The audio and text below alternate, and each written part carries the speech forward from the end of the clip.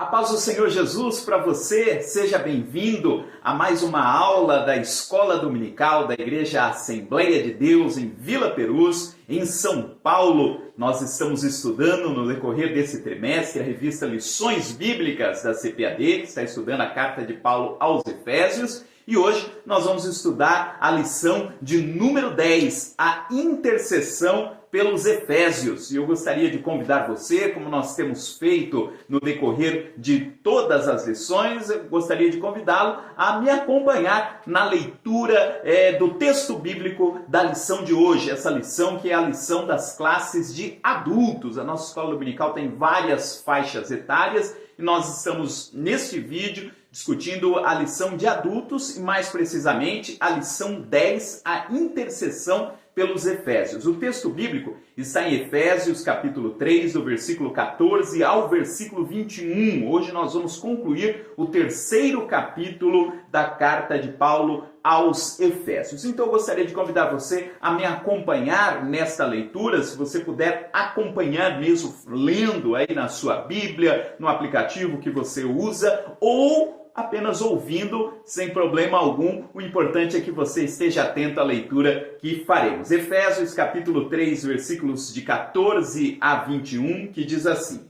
Por causa disso, me ponho de joelhos perante o Pai de nosso Senhor Jesus Cristo, do qual toda a família nos céus e na terra toma o nome, para que, segundo as riquezas da sua glória, vos conceda que sejais corroborados com poder pelo seu Espírito no homem interior, para que Cristo habite pela fé no vosso coração, a fim de, estando arraigados e fundados em amor, poderdes perfeitamente compreender, com todos os santos, qual seja a largura e o comprimento e a altura e a profundidade, e conhecer o amor de Cristo, que excede todo o entendimento, para que sejais cheios de toda a plenitude de Deus. Ora, àquele que é poderoso para fazer tudo mais abundantemente além daquilo que pedimos ou pensamos, segundo o poder que em nós opera, a esse glória na igreja por Jesus Cristo em todas as gerações, para todos sempre. Amém. Muito bem. Na semana passada, você que nos acompanhou, você deve se lembrar de algo que eu falei a respeito da forma, do estilo que o apóstolo Paulo usava para escrever. Paulo ele tinha um estilo muito próprio para escrever as suas cartas e normalmente quando Paulo escrevia, Paulo ele tinha uma ideia que ele estava desenvolvendo, né, um raciocínio que ele está desenvolvendo. E às vezes, no meio ali do seu texto, ele se lembra de algumas outras coisas e ele faz aquilo que nós chamamos de digressão. Né? O que é a digressão? Paulo se lembra de algum aspecto importante relacionado àquilo que ele está falando, comenta aquele aspecto e depois ele volta para o tema principal que ele estava tratando. E na lição passada, que nós estudamos Efésios 3, do versículo 1 ao versículo 3, foi justamente uma destas digressões do apóstolo Paulo. Tanto é que lá no versículo 1 ele usa a expressão, por esta causa. E agora aqui no versículo 14 aparece de novo essa expressão, por esta causa. Então a impressão que nós temos é que Paulo já ia tratar daquele assunto, né, lá no versículo 1, ele fala lá, por essa causa.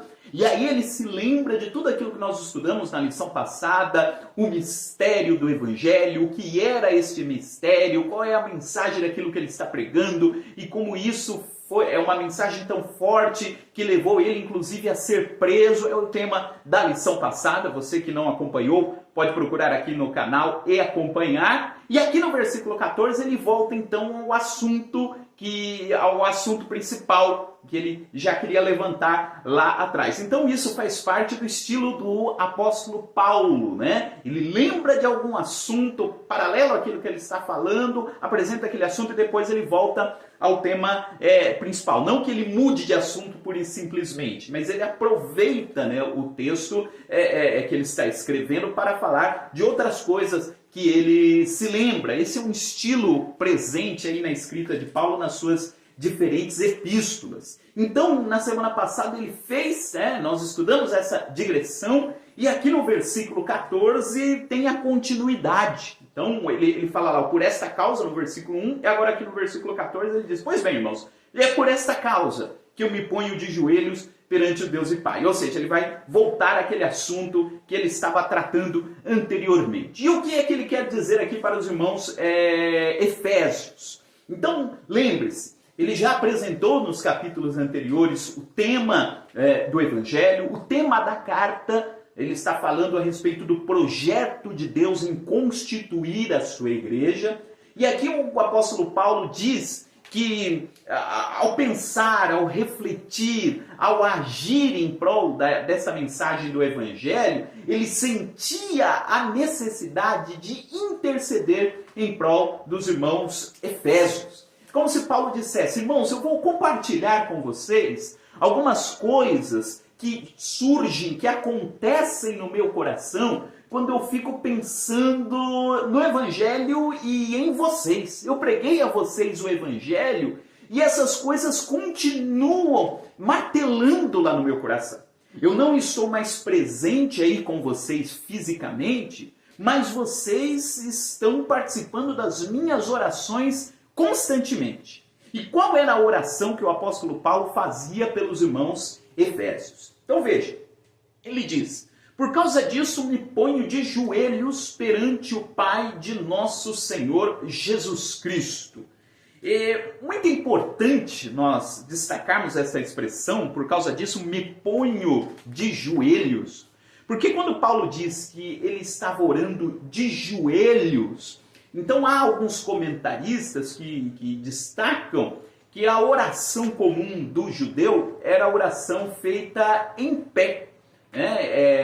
Lembre-se, inclusive, de Jesus, em alguns momentos no Evangelho, ele fala das pessoas que gostavam de orar em pé nas sinagogas. Era o costume, a oração em pé. E quando acontecia uma oração de joelhos, é uma oração no sentido de uma súplica, uma petição mais insistente. Então, quando Paulo diz, olha, eu me ponho de joelhos, quer dizer, eu estou fazendo uma oração diferente, uma súplica, uma oração mais intensa em prol de vocês. Logicamente que não há diferenças no que diz respeito a Deus ouvir a nossa oração, se estamos de pé, se estamos de joelho. Deus ouve a todas as orações. No entanto, normalmente quando nós oramos de joelho, é uma postura que nós temos de submissão. Por que é importante nos ajoelharmos? Quem se ajoelha está se rendendo diante de alguém superior. E Paulo diz, eu me rendo diante de Deus, e é muito interessante quando nós usamos inclusive o nosso corpo para demonstrar isso, Nós nos ajoelhamos diante de Deus, ou seja, nós estamos demonstrando fisicamente a submissão que há no nosso coração. E o apóstolo Paulo diz, eu me coloco de joelhos diante de Deus e suplico por vocês, irmãos. E eu apresento a minha oração ao Deus e Pai de nosso Senhor Jesus Cristo, do qual toda a família nos céus e na terra toma o nome. Essa expressão é interessante, porque do qual toda a família nos céus e na terra toma o nome. A expressão que o apóstolo Paulo usa nesse versículo, família, aqui é no sentido de pessoas que têm o mesmo descendente, que têm uma origem comum. Então o que ele está querendo dizer é o seguinte, olha, toda a família nos céus e na terra toma o nome. Ou seja, Deus é a origem de toda a criação. Toda a família no céu e na terra só existem porque Deus decidiu que elas existissem. Porque Deus lá inicialmente tomou a decisão de criar um ser à sua imagem e semelhança. Ou seja, quando ele diz, eu me ponho de joelho diante do Pai do nosso Senhor Jesus Cristo, do qual toda a família nos céus e na terra toma o nome, ele diz, eu vou me dirigir àquele que é a origem de todas as coisas. Eu vou voltar àquele que deu origem a tudo aquilo que existe no céu, a tudo aquilo que existe na terra. Ou seja, como se ele dissesse aos irmãos efésios, eu me dirijo a Deus em prol de vocês, eu estou me dirigindo ao maior ser de todo o universo. Aquele que é responsável por toda a criação, nos céus e na terra. Eu converso com ele, a respeito de vocês. E por quê? Qual era o motivo da oração do apóstolo Paulo pelos irmãos efésios? Está aqui no versículo 16. Ele orava para que, segundo as riquezas da sua glória, o Senhor vos conceda que sejais corroborados com poder pelo seu Espírito no homem interior.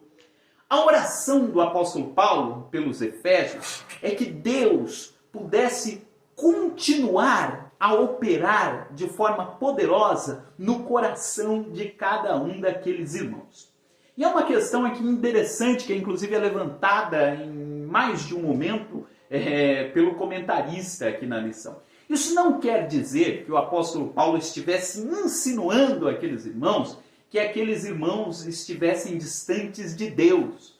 Como querendo dizer, olha, eu preguei o evangelho a vocês, mas vocês não conhecem ainda quem é Deus, vocês não conhecem Jesus, então eu oro para que vocês possam conhecê-lo. Eu oro para que vocês se convertam. Não é isso que o apóstolo Paulo está dizendo. O que o apóstolo Paulo está dizendo é que eles pudessem conhecer ainda mais a respeito de Deus. Não é que Deus já não tivesse feito alguma obra no coração de vocês. É como se ele dissesse o seguinte, irmãos, eu não estou orando para que Deus comece a fazer a obra em vocês, porque Deus já começou a fazer a obra em vocês, Deus já fez a obra em vocês. A minha oração é para que esta obra possa ser expandida, para que todos os aspectos do coração de vocês possam ser dominados pelo poder do Espírito Santo.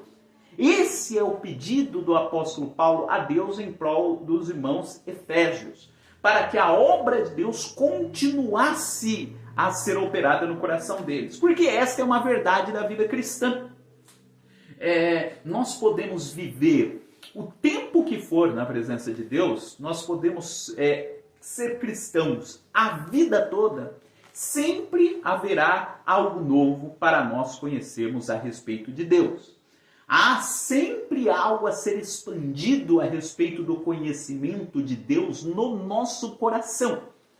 Quanto mais nós mexemos com a Bíblia, mais a Bíblia vai mexendo conosco. Eu tive um pastor, o pastor Erivaldo Soares, que sempre usa essa expressão. Quanto mais nós mexemos com a Bíblia, nós mexemos com as coisas de Deus, mais ela vai mexer conosco. Sempre haverá espaço na nossa vida para que o amor de Deus seja dilatado nos nossos corações. E esta é a oração do apóstolo Paulo pelos Efésios. Irmãos, eu estou orando para que a obra de Deus possa se expandir mais e mais e mais e mais no coração de vocês.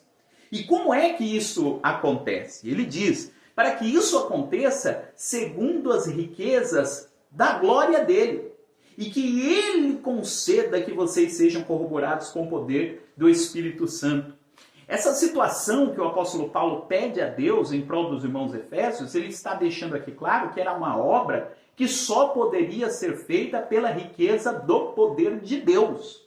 Não é fruto do esforço humano. Veja, eu me lembro aqui daquela passagem em que Jesus, num diálogo com o apóstolo Pedro, na realidade um diálogo ali com os seus discípulos, Jesus nesse momento não estava ali junto com a multidão, estava apenas junto com os seus discípulos, e ele pergunta aos discípulos, olha, vocês estão mais próximos aí das pessoas, da multidão, o que eles estão falando a respeito de mim? Quem as pessoas acham que eu sou? E aí ele diz, um diz que o Senhor é João Batista, outro diz que o Senhor é um dos profetas, que ressuscitou, que voltou, enfim. E aí Jesus pergunta, e vocês, quem vocês dizem que eu sou? E Pedro, o texto diz que, tomado ali pelo Espírito Santo, diz, tu és o Cristo, Filho do Deus vivo. E a resposta de Jesus é muito interessante para Pedro. Diz, Pedro, isso que você acabou de falar, só foi te revelado, só é possível alguém falar isso se for revelado pelo Espírito Santo. Quem te revelou isso não foi a carne nem o sangue, mas foi o Espírito Santo quem revelou, quem trouxe isso ao seu coração.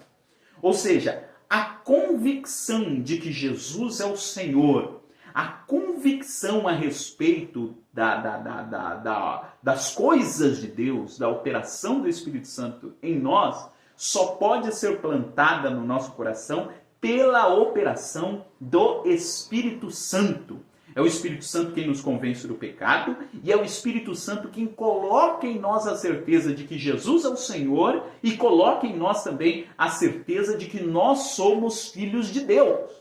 E o apóstolo Paulo diz, eu estou pedindo para que Deus faça em vocês coisas que só Ele pode fazer. Porque só Ele é quem pode colocar essa certeza da presença do Espírito Santo em vocês. Isso não é fruto humano. Não é fruto do esforço humano.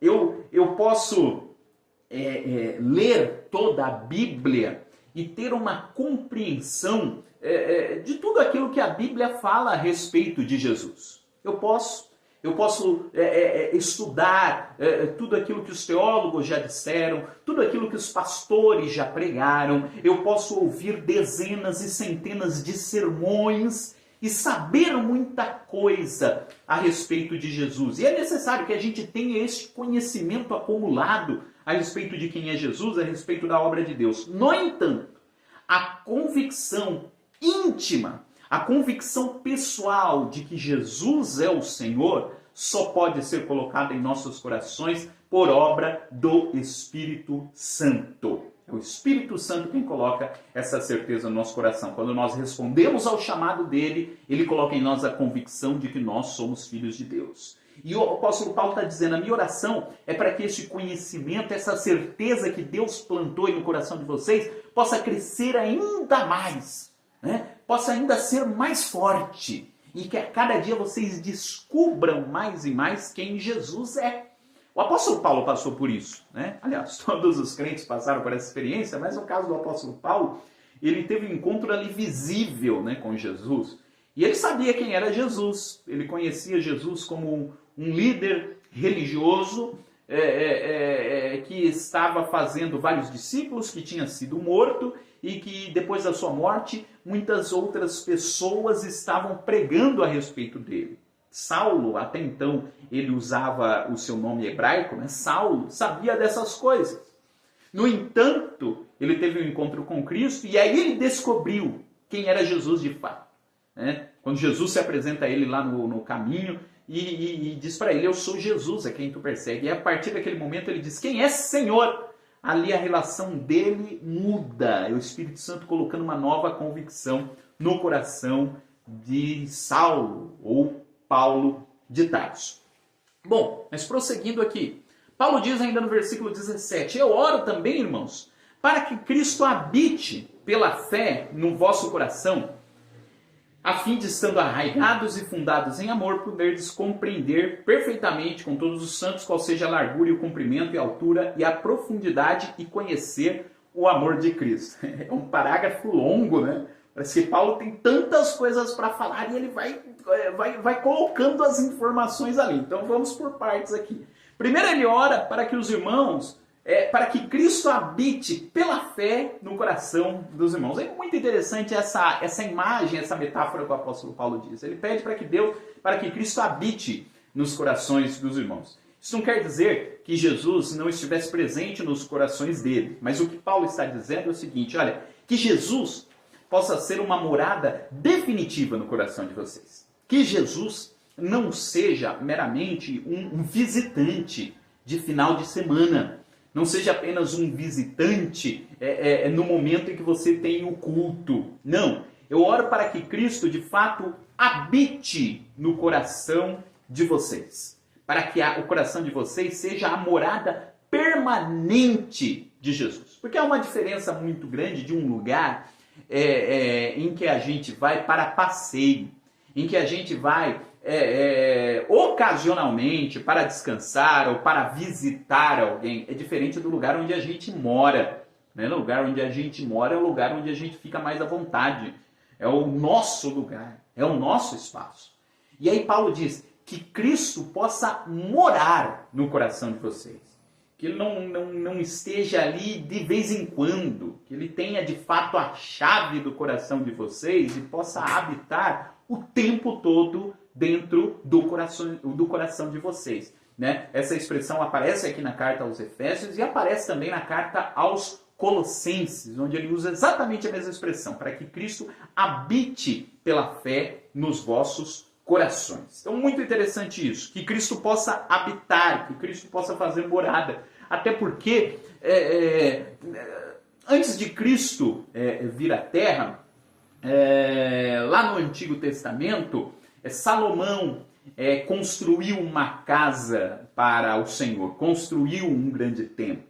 Esse templo depois ele foi destruído, foi reconstruído, enfim. Mas o próprio Salomão, quando constrói o templo, ele diz, né, olha, eu estou construindo esse templo, mas eu tenho convicção, eu tenho ciência de que uma casa como esta não é capaz de conter o Senhor, do Senhor habitar aqui, porque o Senhor é maior do que todo o universo.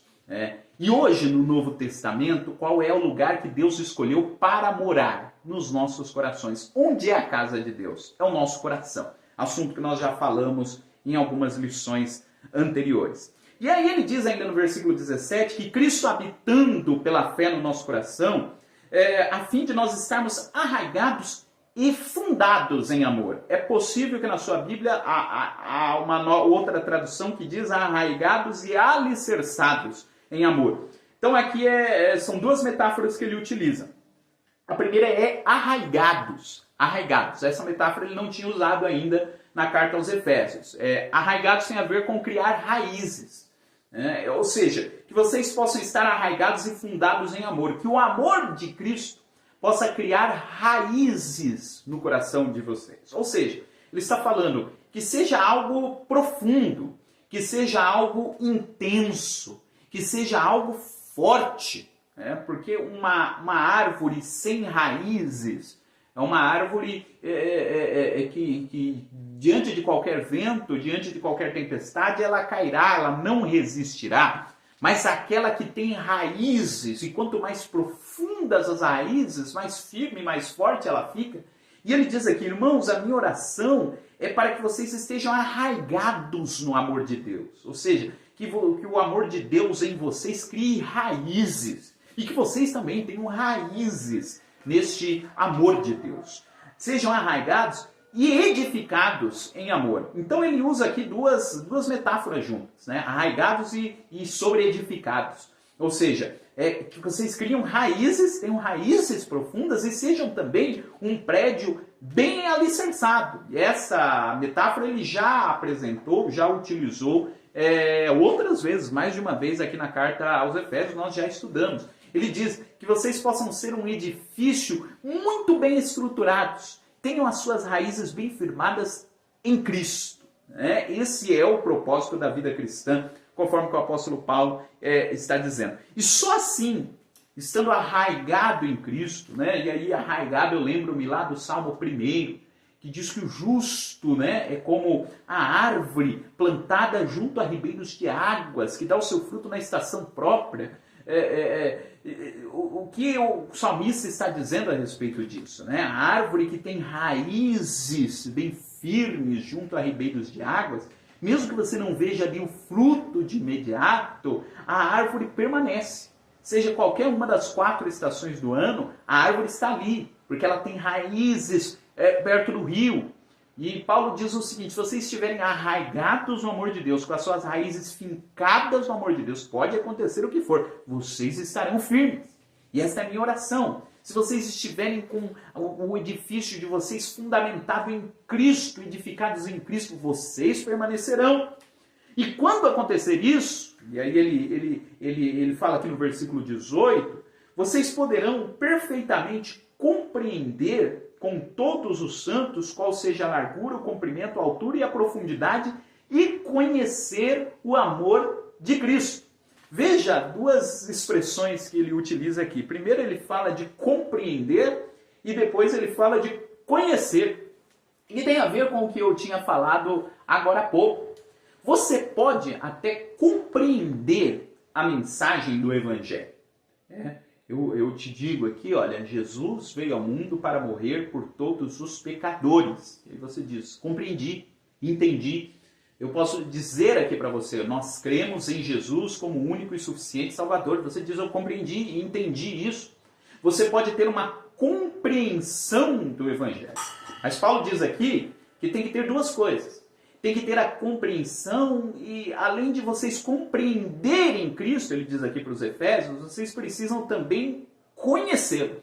Ou seja, eu compreendo que Cristo é o Salvador, essa verdade ela vamos dizer, ela é entendível para mim, eu entendi, eu compreendi essa mensagem, mas ao mesmo tempo eu também a conheço no sentido de vivenciá-la, né? No sentido de prová-la, no sentido de vivê-la. Então ele diz aqui para os irmãos Efésios, façam as duas coisas. Compreendam Cristo e conheçam a Ele. É aquele exemplo. Você pode compreender, então, uma pessoa que cozinha pode falar, eu compreendo como é que se faz um bolo, eu compreendo como se faz determinada receita. Eu tenho todos os ingredientes, sei o que é necessário fazer para deixar um bolo gostoso, eu compreendi, entendi como é que funciona. Mas além de compreender, eu conheço a coisa. Porque eu já fiz vários bolos, eu já experimentei, eu sei como é que se faz, é o compreender e o conhecer. E ele diz, vocês precisam compreender o amor de Cristo, mas sobretudo precisam conhecê-lo. Então esse conhecer que está aqui no versículo 19, esse conhecimento religioso, é o conhecimento vivencial do amor de Cristo. E uma expressão interessante aqui no versículo 18, ele diz que nós precisamos compreender com todos os santos. E aí é o tema da carta aos Efésios. Porque o tema da carta aos Efésios é a igreja. E o que é a igreja? A igreja é a comunhão dos santos. É a comunhão daqueles que conheceram e que vivem, que compreenderam, que conhecem Cristo como Salvador. Ouvi uma definição de igreja que diz justamente isso. Né? Pastor Ariovaldo Ramos assim definiu a igreja. Eu disse agora há pouco que nós reconhecemos que Jesus é o Senhor e que essa é uma verdade que foi revelada a nós pelo Espírito Santo. Né? Quando nós temos essa revelação do Espírito Santo, quando nós conhecemos que de fato Jesus é o Senhor, o Espírito Santo planta essa verdade em nós. O que é a igreja? É a comunhão de todas aquelas pessoas que reconheceram essa verdade. Ou seja, quando você pega no mundo todo, todas as pessoas que reconheceram, que conheceram a verdade de que Jesus é o Filho de Deus e que o adoram em espírito e em verdade, que decidiram reservar toda a sua vida, todo o período da sua vida para adorá-lo, você reúne as pessoas que têm essa compreensão, você tem a igreja. Que é o que o apóstolo Paulo está dizendo aqui. Que a gente compreende esse amor de Cristo com todos os santos. A experiência cristã, ela não é uma experiência individual. Eu não posso dizer que eu sirvo a Deus sozinho. Eu sirvo a Deus na comunhão com outras pessoas. Nós estamos vivendo em tempos de pandemia. Pode ser que alguém esteja assistindo esse vídeo depois que já passou a pandemia, mas lembre-se que ele está sendo gravado no período de pandemia. Então nós estamos vivendo essa época em que a gente não pode estar todo mundo junto, né, praticando essa comunhão no sentido presencial do mesmo espaço. Mas isso não quer dizer que nós não estejamos interagindo e edificando um ao outro por intermédio dos dons que Deus nos concedeu.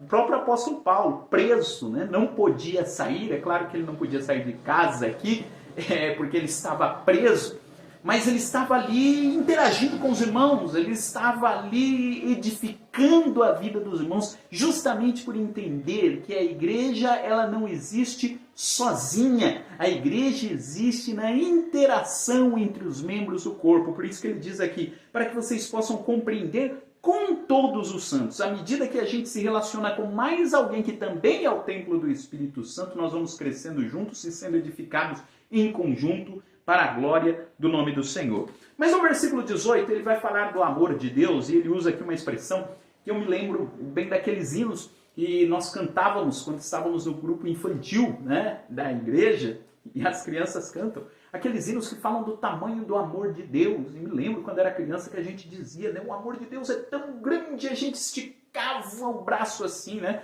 E tinha um professor na escola dominical que fazia esse exercício com a gente. Quando a gente era criança, né, a gente falava, o amor de Deus é tão grande que me abraça pelos lados, que me abraça por cima, por baixo, e a gente esticava para tentar demonstrar o amor de Deus. E Paulo está dizendo isso. Ele está dizendo aqui, irmãos, o amor de Deus, vocês precisam conhecer a largura, o comprimento, a altura e a profundidade do amor de Deus. Largura, comprimento, altura e profundidade. Parece que o apóstolo Paulo está falando aqui de uma aula de geometria sobre o amor de Deus. Ele diz, o amor de Deus tem todas as dimensões. Ele tem altura, ele tem comprimento, ele tem largura, ele tem profundidade. John Stott, ao comentar esse versículo, eu até anotei aqui, e nosso comentarista, ele fala a respeito dessa citação aí do John Stott. Ele diz que o amor de Deus ele é tão largo que ele consegue alcançar a toda a humanidade. Ele é largo, né? É um amor que consegue alcançar pessoas de todas as tribos, povos, raças, línguas, nações, todos. O amor de Deus é largo, né? E ele é comprido ao ponto de durar por toda a eternidade. Então é um amor que se estende a toda a humanidade, um amor comprido.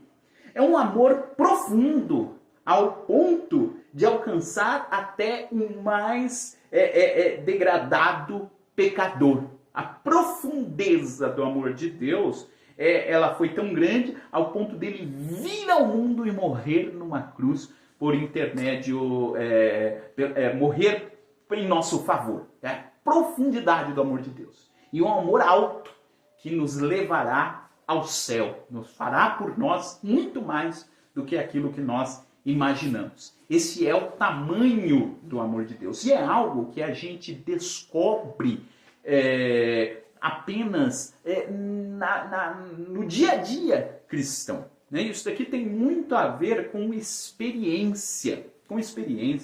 É mais ou menos o que acontece, guardadas as devidas proporções aí de comparação, mas, por exemplo, para você que é casado. Eu sou casado, graças a Deus, e a experiência de casado é uma experiência maravilhosa.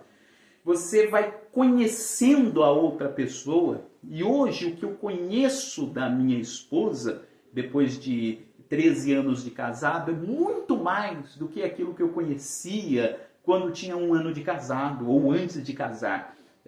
E com certeza daqui a alguns anos eu vou conhecer ainda mais. E o mesmo ela pode dizer a meu respeito. Né? É uma proximidade que vai aumentando, né? E a gente vai conhecendo o outro cada vez mais. Né? Coisas que às vezes lá no começo do casamento a gente precisava explicar assim com muitos detalhes. Depois que passam alguns anos, às vezes só no olhar a gente já sabe, né? Já consegue decifrar o olhar do outro.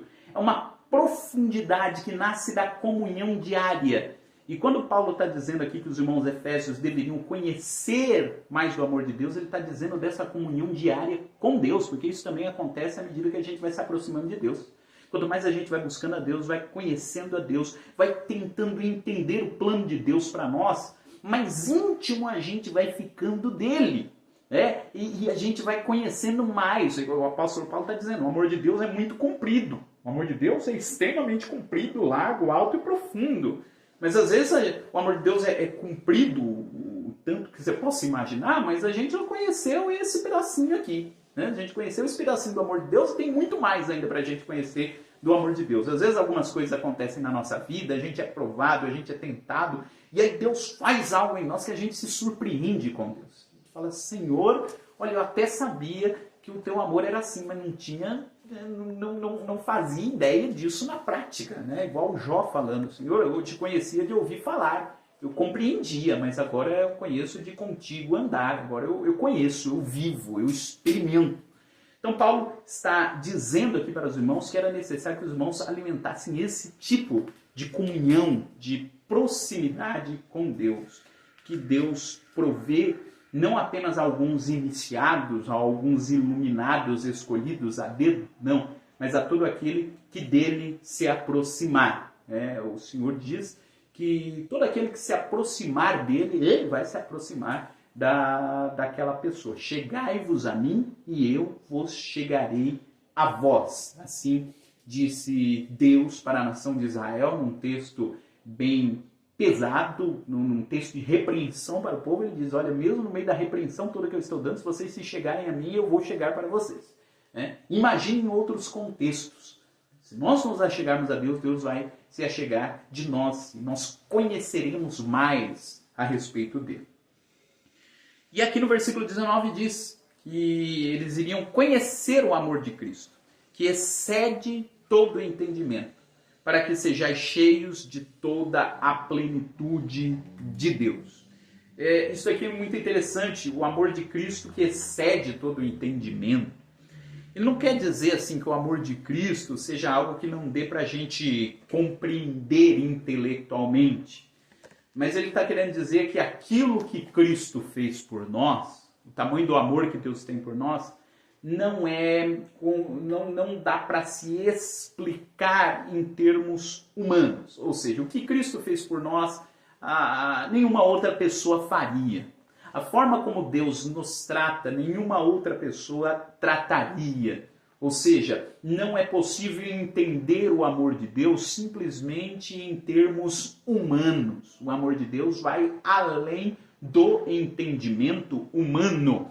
Há pessoas, por exemplo, que se converteram a Cristo depois de estudarem a personalidade de Cristo. Eu ouvi certa vez o testemunho de alguém que não acreditava na divindade de Cristo, mas resolveu estudar o perfil psicológico de Jesus. E ele chegou à conclusão de que não era possível alguém criar um personagem sobre Jesus. Porque as respostas que Jesus dava, a forma como Jesus reagia às situações, não eram formas comuns de um ser humano reagir. Não eram respostas comuns de alguém dar.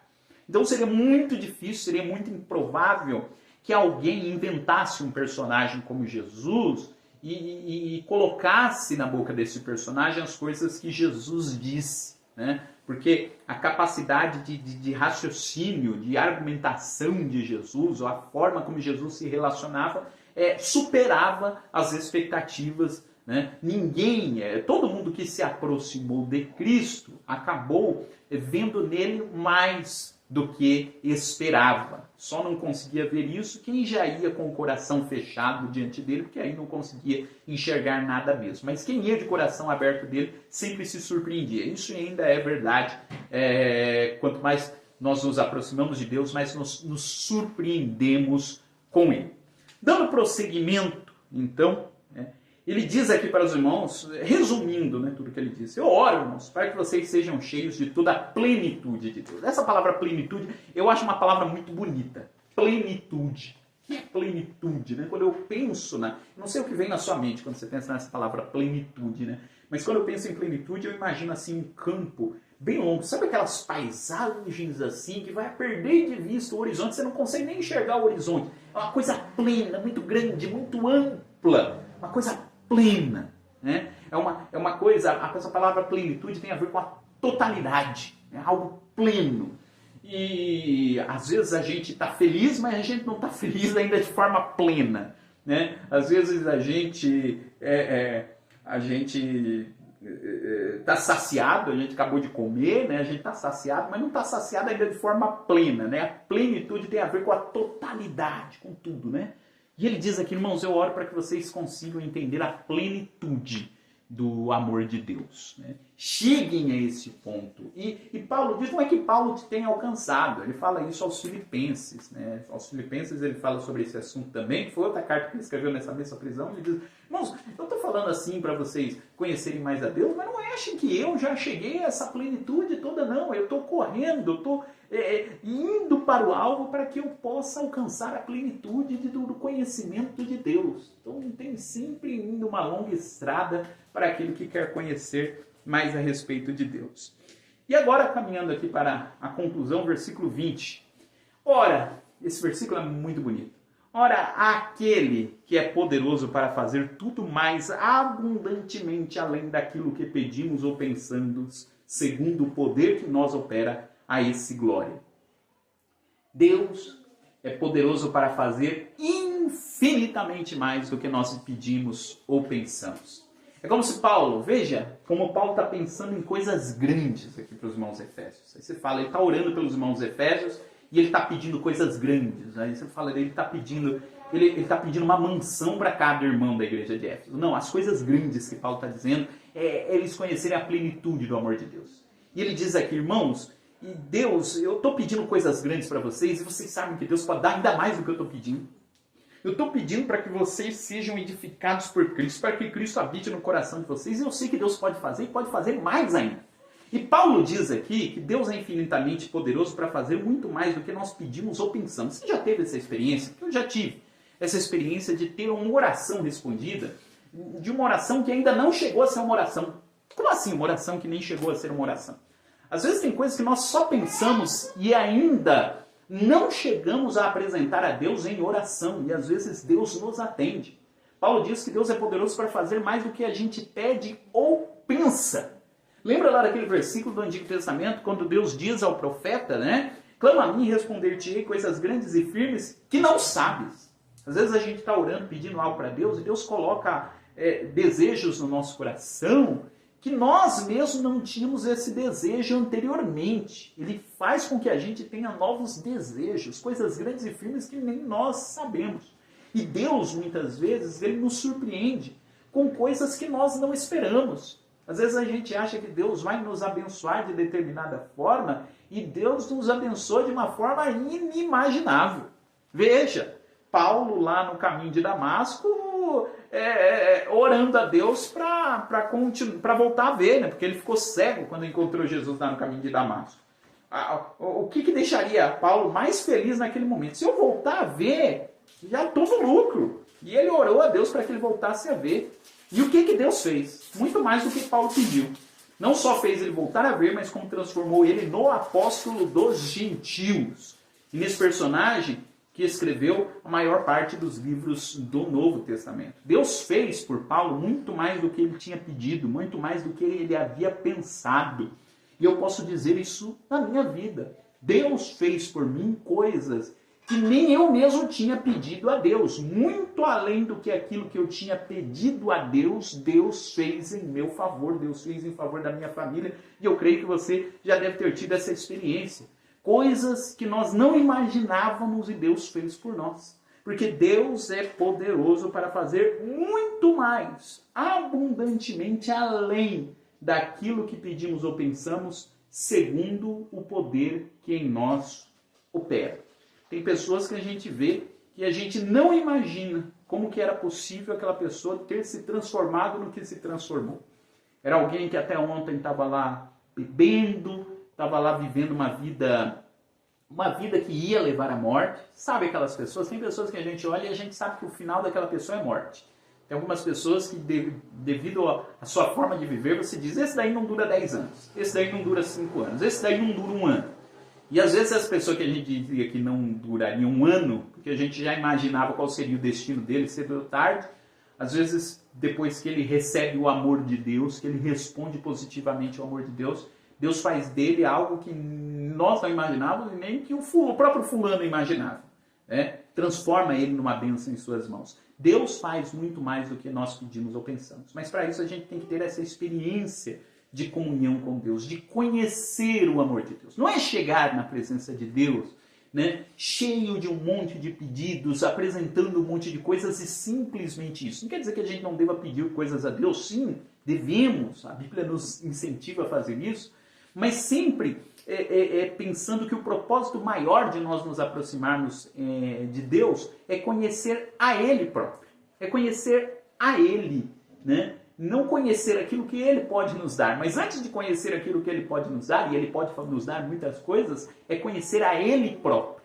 E aí a gente vai ter essa experiência com a oração. Uma experiência que nos serve muito mais para nós conhecermos qual é a vontade de Deus a nosso favor, o que Deus quer que a gente faça, como Deus quer que a gente haja, do que nós tentarmos convencer a Deus de como Deus deve agir. Porque talvez em alguns momentos o início da oração seja a gente, às vezes você pode ter passado já por essa experiência, começar a oração imaginando que seria um momento que você convenceria a Deus de como Ele deve agir. E a oração termina Deus te mostrando como você deve agir. Então, são experiências com a oração, são as experiências da nossa comunhão com Deus que o apóstolo Paulo está pedindo para que os irmãos efésios tivessem. Porque é possível que exista alguém que passe 20, 30, 40, 50 anos na igreja e não tenha essa experiência toda que o Paulo está falando, dessa plenitude do amor de Deus, ou não consiga, expandir o amor de Deus. O amor de Deus é grande, está aí. E cabe a nós conhecermos mais dessa dimensão, deste amor por nós. E aí ele termina no versículo 21. A esse quem? A esse que pode fazer tudo mais além do que a gente pede ou pensa. A esse glória aonde? Na igreja. Glória na igreja. Ou seja, a igreja, o grupo dos salvos, o grupo, como eu falei anteriormente, daqueles que reconhecem que Jesus é o Senhor e que teve experiência pessoal com Ele, esse grupo vai servir para glorificar o nome dele. Glória na igreja, por Jesus Cristo. Não somente agora, mas em todas as gerações. Esse grupo dos salvos começou lá e se estende até hoje. Não sei nem quantas gerações passaram, desde a geração inicial lá dos discípulos de Jesus. Mas ele diz, a glória desse grupo está continuando a glorificar a Deus em todas as gerações. A ele glória para todos sempre. Amém. E a última observação que eu faço é isso. Paulo termina a oração glorificando a Deus. E é tão gostoso quando a gente tem essa experiência de encerrar a nossa oração glorificando a Deus. Né? Depois de pedirmos, depois de apresentarmos tudo que a gente tem que apresentar a Deus, e no final dizer, Senhor, glorifica o teu nome, porque o Senhor é grande. Jesus nos ensinou a orar assim, né? Lá na oração do Pai Nosso, a oração termina falando da honra, do poder e da glória que a Deus pertence. Que essa possa ser uma verdade nas nossas vidas. Que Deus abençoe, irmãos. Eu não sei você, mas para mim, cada lição aqui da Carta aos Efésios está sendo mais maravilhosa do que a outra. A gente fica pensando aqui nas coisas de Deus e nós ficamos percebendo quanto ainda tem, né, para a gente conhecer a respeito de Deus e de viver com Ele.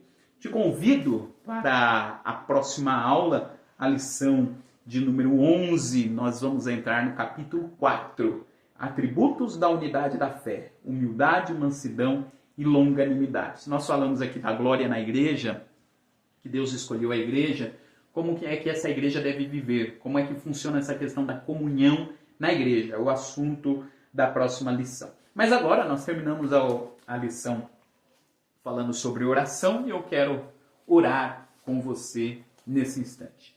Amado Deus, glorioso Pai, eu te louvo e te engrandeço, Senhor. Muito obrigado por tudo aquilo quanto o Senhor está fazendo em nossas vidas. Muito obrigado por essa oportunidade que o Senhor tem aberto a nós de falarmos a respeito da Tua palavra aqui semanalmente.